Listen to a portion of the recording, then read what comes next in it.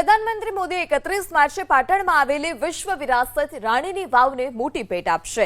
રાણીની વાવમાં 18 કરોડના ખર્ચે તૈયાર થયેલા 3D લેસર શોને ખુલ્લો મૂકશે।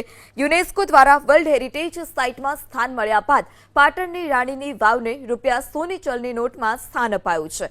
ત્યારે હવે વાવ-થરાદ ખાતેથી ઓનલાઈન ઉદ્ઘાટન થકી રાણીની વાવના 3D લેસર શોનું અનાવરણ કરાશે, જેને લઈ પ્રશાસને તમામ તૈયારીઓ પૂર્ણ કરી છે।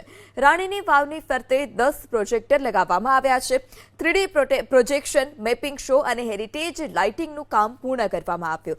રાણકી વાવ પરિસરની સુરક્ષાને ધ્યાનમાં રાખીને કોઈપણ તોડફોડ વગર 10 લેસર પ્રોજેક્ટર ફિટ કરવામાં આવ્યા છે। પ્રવાસીઓના પ્રવેશ માટેના પાથવે પર બંને બાજુ લાઇટિંગની પણ વ્યવસ્થા કરવામાં આવી।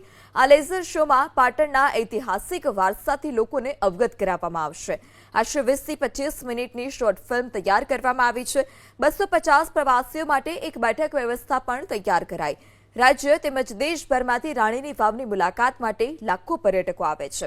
એવામાં રાત્રિ દરમિયાન 3D મેકિંગ શો પણ હવે ચાલુ થવા જઈ રહ્યો છે, ત્યારે સ્વાભાવિક રીતે પર્યટકોમાં પણ ભારે ઉત્સાહ છે। પર્યટકોનો ધસારો પણ વધશે અને આ ધસારો વધવાથી માત્ર રાણીની વાવ આસપાસના જ ધંધાર્થીઓને નહીં, પરંતુ સમગ્ર પાટણ શહેરના તમામ ધંધાર્થીઓને લાભ થાય તેવી શક્યતા છે। દિવસની અંદર જે મૂર્તિઓ છે બધું લોકો નીચે ઉતરીને જોઈ શકે છે, બરાબર। હવે આમાં એક નવો ચેન્જ આવ્યો છે કે રાત્રિના સમયે પણ આ રાણી કી વાવ ચાલુ રહેશે। એમાં આપણે લગભગ 1.5 વર્ષથી કામ ચાલુ છે અને પૂર્ણ થઈ ગયું છે।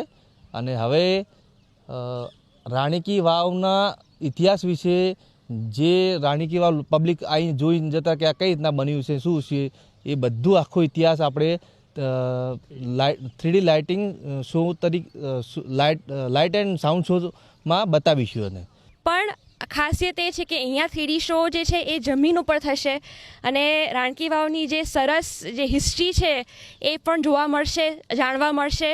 અને બીજી ખાસ વાત એ કે આમ તો આવી બધી જે જગ્યાઓ હોય છે, મહેલો, એ રાજાઓ રાણી માટે બનાવે છે।